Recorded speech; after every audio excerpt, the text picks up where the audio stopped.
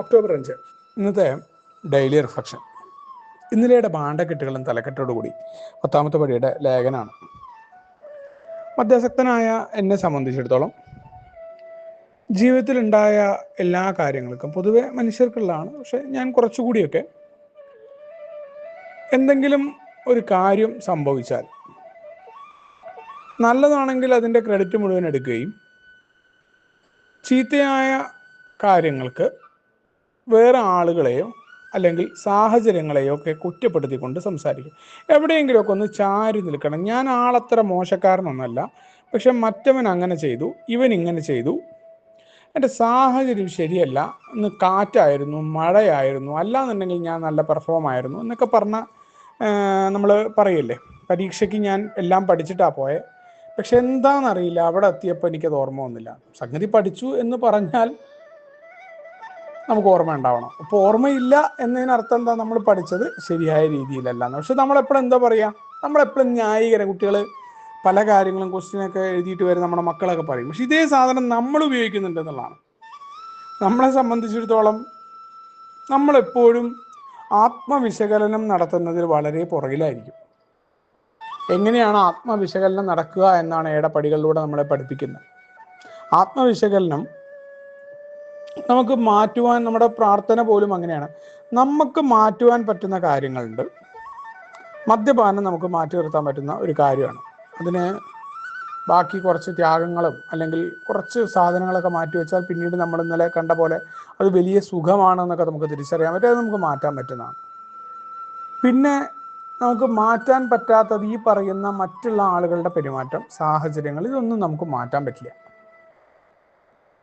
അപ്പോൾ നമുക്ക് മാറ്റാൻ പറ്റുന്ന കാര്യങ്ങൾ നമുക്ക് മാറ്റാൻ എന്താണ് നമ്മൾ ചെയ്യുന്നത്? നമ്മളെങ്ങനെ മാറ്റാം? നമുക്കത് സാധിക്കുന്നില്ല എന്ന് നമ്മൾ പറയുന്നുണ്ടെങ്കിൽ നമ്മൾ ആത്മവിശകലനം ശരിയായ രീതിയിലല്ല. നമ്മൾ യഥാർത്ഥത്തിൽ ഒന്ന് കീഴ്പ്പെട്ടിട്ടുണ്ടെങ്കിൽ നല്ല രീതിയിലുള്ള കീഴ്പ്പെടലാണ്. ആ കീഴ്പ്പെടലിന് എനിക്ക് പറ്റില്ല, പക്ഷേ ആ വലിയ ശക്തി എന്ന ആശയത്തെ നമ്മൾ എടുക്കുന്നുണ്ടെങ്കിൽ തീർച്ചയായിട്ടും അതുകൊണ്ട് നമുക്ക് സാധ്യമാവുമല്ലോ. അവിടെയാണ് ആത്മവിശകലനം നമ്മൾ എന്തിനുപയോഗിക്കുന്നു, നമ്മളെ പരിശോധിക്കുന്നു. അതല്ല, നമ്മളെ പരിശോധിക്കുമ്പോൾ മറ്റു പലതിനെയും സാഹചര്യങ്ങളെയൊക്കെ കുറ്റം പറയുന്നതുകൊണ്ടാണ് ഈ സാധനം കടന്നു വരുന്നത്. കാരണം നമുക്ക് നമ്മുടെ കുറവുകളും കുഴപ്പങ്ങളും അംഗീകരിക്കാനായി പറ്റുന്നില്ല. അപ്പോൾ നമ്മൾ ഏതിൻ്റെയൊക്കെ ഒപ്പം ചാരി നിൽക്കാനായിട്ട് നമ്മൾ ശീലമാകും. അതുകൊണ്ടാണ് വളരെ ഇത് സ്വയം സഹതാപത്തിന് വേണ്ടിയിട്ടൊന്നല്ല. എനിക്ക് ഇന്ന കുഴപ്പമുണ്ട്, എന്തിനാണ്? എനിക്ക് കരുത്തുള്ള ഒന്നുണ്ട്, എൻ്റെ കൂട്ടായ്മ ഉണ്ട്, ആശയങ്ങളുണ്ട്. വലിയ ശക്തി എന്ന ആശയം ഇതിലൂടെ പ്രവർത്തിക്കുന്നത്. മീറ്റിംഗ് ആയിരിക്കാം, മറ്റേതെങ്കിലും ആളുകളായിരിക്കാം, അവരുടെ വാക്കുകളായിരിക്കാം. അത് പ്രവർത്തിക്കണം എന്നുണ്ടെങ്കിൽ എന്താണ്? ഞാൻ ആത്മവിശകലനം കൃത്യമായ രീതിയിൽ എൻ്റെ കുഴപ്പങ്ങളെ കണ്ടെത്തിക്കൊണ്ടാവണം. എൻ്റെ കുഴപ്പങ്ങളെ കണ്ടെത്തുകയും കേൾക്കാനുള്ള തയ്യാറെടുപ്പും അതിനെ പ്രവർത്തിപ്പിക്കുകയും വേണം. പ്രവർത്തിച്ചുകൊണ്ടേ എനിക്ക് തുടങ്ങാൻ പറ്റും. ഒരു കാര്യം എനിക്ക് വേണം. മടി പിടിച്ചിരുന്നുകൊണ്ട് കാര്യമുണ്ടോ? അലസത കൂടെപ്പിറപ്പാണ്. അപ്പം ഞാൻ എന്ത് ചെയ്യണം?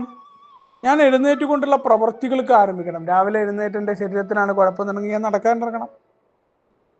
ആൽക്കഹോളിക്സ് അനോണിമസിൻ്റെ പ്രാർത്ഥനകൾ, ആ പ്രാർത്ഥന ഞാൻ പ്രാർത്ഥിക്കുമ്പോൾ എനിക്ക് പറ്റില്ല, പക്ഷെ എന്താണ്, എനിക്ക് മടിയുണ്ട്, ഞാൻ സമ്മതിച്ചു. അപ്പം എന്നെ മടി മാറ്റാൻ പറ്റുന്ന വലിയ ശക്തിയുണ്ട്. അപ്പം എന്ത് ചെയ്യണം?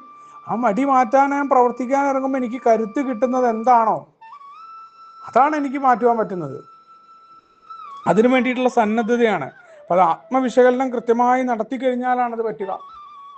അപ്പോഴാണ് നമുക്ക് കൃത്യമായിട്ടുള്ള മാറ്റങ്ങൾ ജീവിതത്തിലേക്ക് കൊണ്ടുവരാനായിട്ട് പറ്റുക. അതോടൊപ്പം തന്നെ മറ്റുള്ളവരെയും സാഹചര്യങ്ങളെയൊക്കെ വിമർശിച്ചും കുറ്റം പറഞ്ഞും പറയുന്നതിന് പകരം നമ്മൾ സ്വയം നമ്മളെ വിമർശിക്കാൻ തുടങ്ങുക. എങ്ങനെയാ? സ്വയം സഹതാപത്തിലേക്ക്. അയ്യോ, ഞാൻ എന്താ ഇങ്ങനെ, ഞാൻ ഇങ്ങനെ ആയി എന്ന രീതിയിലുള്ള വിമർശനമല്ല, മറിച്ച് എനിക്ക് ഇന്ന കുഴപ്പമുണ്ട്, എനിക്ക് ഈ രീതിയിലുണ്ട്. ആ വിമർശനം ഞാൻ തുടങ്ങുമ്പോൾ ഞാൻ മറ്റുള്ളവർ കേൾക്കും, മറ്റുള്ളവരെ കേട്ടിരിക്കുക മാത്രമല്ല, ആ കേട്ട കാര്യം ഒരു സംശയവും വേണ്ട, ഞാനത് പ്രവർത്തിക്കാൻ തുടങ്ങും. ഞാൻ എന്നാണോ എന്നെ വിമർശിക്കാൻ തുടങ്ങിയത് അപ്പോഴെനിക്ക് മാറ്റം വന്നിട്ടുള്ളൂ. അത് വരെ ഞാൻ എല്ലാത്തിനെയും ന്യായീകരിച്ച് കടന്നു. ഇതിൻ്റെ കുഴപ്പം എനിക്ക് തന്നെ ഉണ്ടായി. എനിക്ക് തന്നെ എൻ്റെ സന്തോഷം, ആന്തരിക സന്തോഷം പോയി. മദ്യം കടന്നു വന്നില്ല എന്നേ ഉള്ളൂ. ഇപ്പം ഞാൻ എന്നെ വിമർശിക്കാനുള്ള തയ്യാറെടുപ്പ് ഓരോ കാര്യങ്ങളിലും, ഞാൻ മറ്റുള്ളവരിലേക്ക് കാണുന്ന കുഴപ്പങ്ങളിലൊക്കെ ഞാൻ എന്നെ വിമർശിക്കാനായിട്ട് തയ്യാറാവേണ്ടതുണ്ട് എന്നാണ് പറയുന്നത്. അതുകൊണ്ടാണ് ആത്മാന്വേഷണം ഒരു സ്ഥിരം സ്വഭാവമായി മാറാത്ത പക്ഷം, ഞാൻ എന്നിലേക്കുള്ള അന്വേഷണം ഒരു സ്വഭാവമായിട്ട് മാറണം.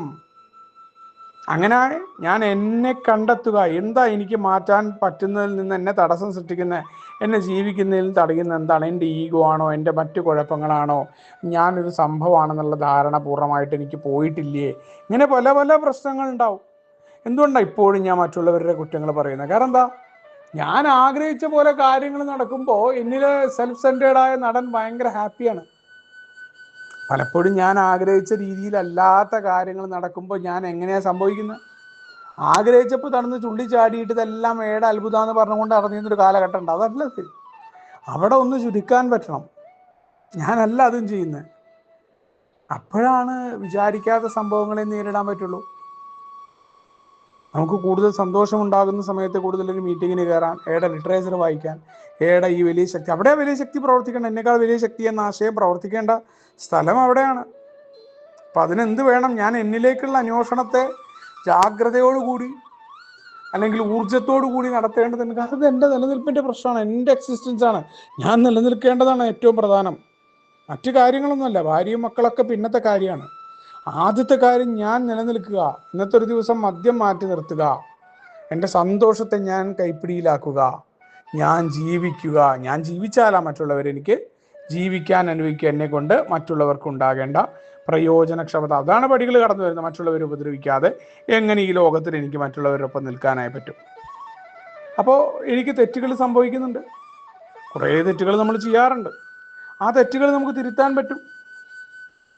ആ തെറ്റുകൾ ഒരു സുപ്രഭാതത്തിൽ നമുക്ക് തിരുത്താനോ അല്ലെങ്കിൽ മാറാനോ അല്ല, മറിച്ച് എങ്ങനെയാണ്?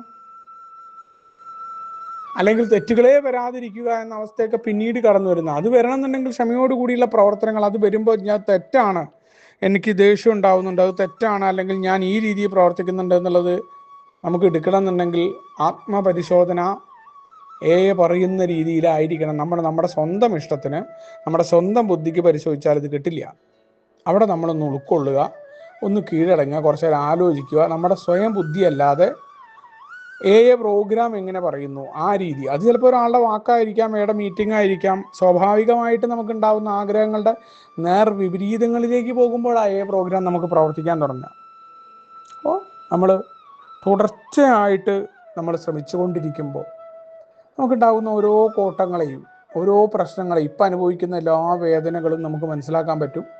അതെല്ലാം വളരുന്നതിൻ്റെയാണ്. അതിൻ്റെ എല്ലാം നമുക്ക് നേട്ടങ്ങളായിട്ട് ഇപ്പം എന്തൊക്കെ നമ്മൾ അനുഭവിക്കുന്നുണ്ടോ അതിനെല്ലാം നേട്ടമായി മാറ്റാൻ പറ്റും. അതിന് വേണ്ട ഒരേ ഒരു കാര്യം പ്രവർത്തിക്കാനുള്ള സന്നദ്ധത, കീഴ്പ്പെടുക, ഞാൻ എന്നെ പരിശോധിക്കുക, മറ്റുള്ളവരെയും സാഹചര്യങ്ങളെയൊക്കെ മാറ്റി നിർത്തി ഞാൻ എങ്ങനെ അതിലേക്ക് ഒഴുകിച്ചേരണം, അതിന് ഞാൻ എന്തൊക്കെ ചെയ്യണമെന്ന് മാത്രം നോക്കിക്കൊണ്ടായിരിക്കണം എന്നുള്ള വളരെ കൃത്യമായ ഓർമ്മപ്പെടുത്തലാണ് ഇന്നത്തെ ഡെയിലി ഫ്രഷ് നമുക്ക് ഒരുമിച്ചുകൊണ്ടേ പറയുന്നത്. നിങ്ങളോട് മുന്നോട്ട് പോകാം. ശുഭദിനം, സുപ്രഭാതം.